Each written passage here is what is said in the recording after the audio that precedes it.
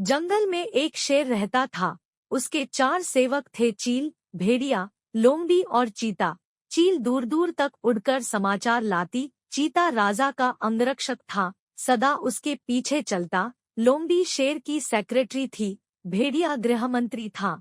उनका असली काम तो शेर की चापलूसी करना था। इस काम में चारों माहिर थे, इसलिए जंगल के दूसरे जानवर उन्हें चापलूस मंडली कहकर पुकारते थे। शेर शिकार करता, जितना खा सकता वह खाकर बाकी अपने सेवकों के लिए छोड़ जाया करता था। उससे मजे में चारों का पेट भर जाता। एक दिन चील ने आकर चापलूस मंडली को सूचना दी, भाइयों, सड़क के किनारे एक ऊंट बैठा है। भेड़िया चौंका, ऊंट किसी काफिले से बिछुड़ गया होगा। चीते ने जीभ चटकाई, हम शेर को उसका शिकार करने को राजी कर ले तो कई दिन दावत उड़ा सकते हैं। लोमड़ी ने घोषणा की, यह मेरा काम रहा।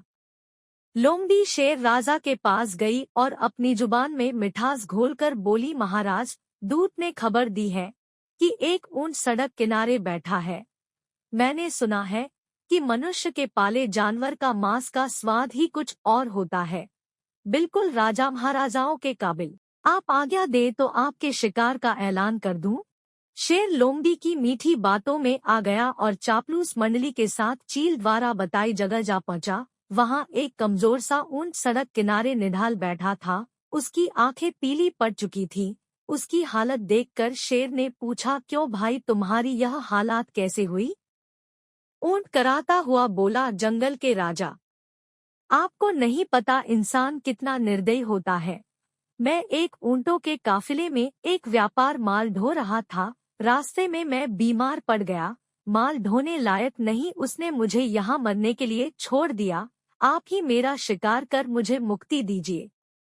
ऊंट की कहानी सुनकर शेर को दुख हुआ। अचानक उसके दिल में राजाओं जैसी उदारता दिखाने की जोरदार इच्छा हुई। शेर ने कहा, ऊंट, तुम्हें कोई जंगली जानवर नहीं मारेगा। मैं तुम्हें अभय देता हूँ। तुम हमारे साथ चलोगे और उसके बाद हमारे साथ ही रहोगे।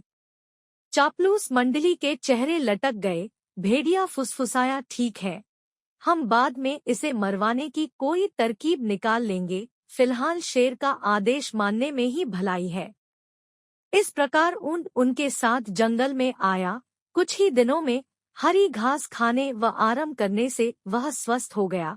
शेर राजा के प्रति वह ऊंट बहुत कृतज्ञ हुआ। शेर को भी ऊंट का निस्वार्थ प्रेम और भोलापन भाने लगा।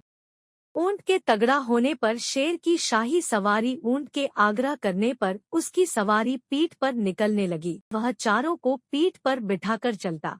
एक दिन चापलूस मंडली के आग्रह पर शेर ने हाथी पर हमला कर दिया। दुर्भाग्य से हाथी पागल निकला। शेर को उसने सूंड से उठाकर पटक दिया। शेर उठकर बच निकलने में सफल तो हो गया, पर उसे चोटें बहुत लगी।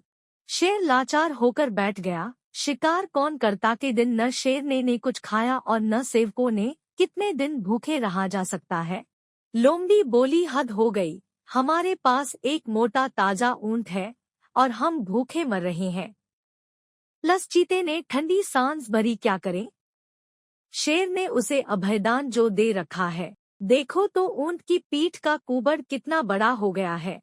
चर्बी ही चर्बी भरी है इसमें।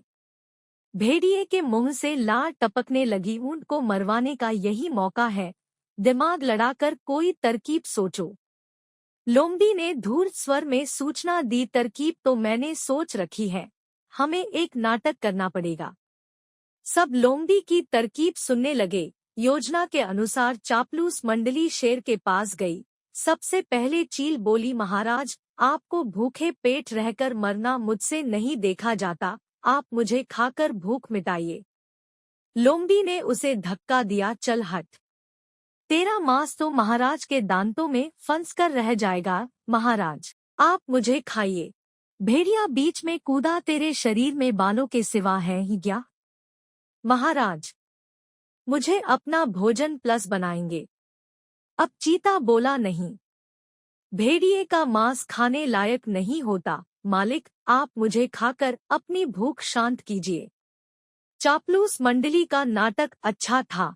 अब ऊंट को तो कहना ही पड़ा, नहीं महाराज, आप मुझे मारकर खा जाइए, मेरा तो जीवन ही आपका दान दिया हुआ है, मेरे रहते आप भूखों मरे, यह नहीं होगा।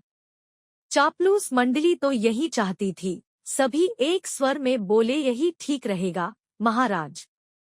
तो ऊंट खुद ही कह रहा है। चीता बोला, महाराज आपको संकोच हो तो हम इसे मार दें। चीता व भेड़िया एक साथ ऊंट पर टूट पड़े और ऊंट को मार गिराया। उसके बाद सभी ने खाना खाया।